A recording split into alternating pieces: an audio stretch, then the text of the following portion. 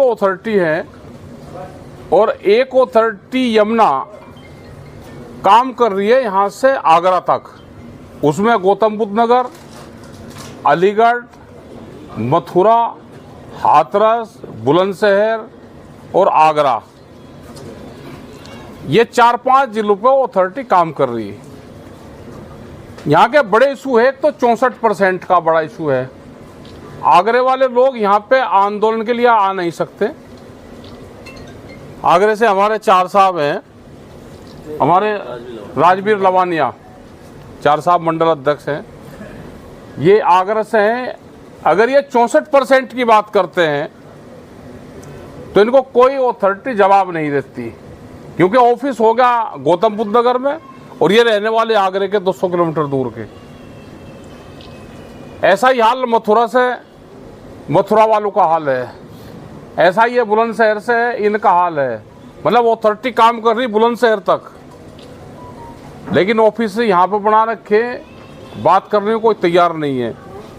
जब जमीनें ले रहे हैं तो 10% जमीन जो पॉलिसी नोएडा में है, गौतम बुद्ध नगर के कई अथॉरिटी में है 10% की, 7% की। तो अगर यमुना में जमीनें उनकी गई है रोड में, तो उसको 10% क्यों नहीं दे रहे? वो लाभ इनको भी मिलना चाहिए। ये बहुत से इशू हैं। इन इशू को लेकर 22 दिसंबर को यहाँ पे एक बड़ी पंचायत करने का निर्णय लिया। पंचायत 0 पॉइंट पे होगी। जो भी और अथॉरिटी से मामले हैं, ये यमुना की मीटिंग होगी। नोएडा, ग्रेटर नोएडा अथॉरिटी के वे लोग भी सब इसमें शामिल होंगे और इसके जो हमारे जिला अध्यक्ष हैं, हमारे जितने मेंबर हैं, वे इस कमेटी के मेंबर होंगे। वे ही बातचीत करेंगे। अधिकारी लगेंगे कि हम बातचीत कर लेते हैं, जो इशू है उस पर बात कर लेंगे, मीटिंग कैंसिल कर दो, ना तो मीटिंग कैंसिल होगी। अधिकारी बात करने को तैयार नहीं है। संगठन नए नए जरूर बनवा रहे हैं।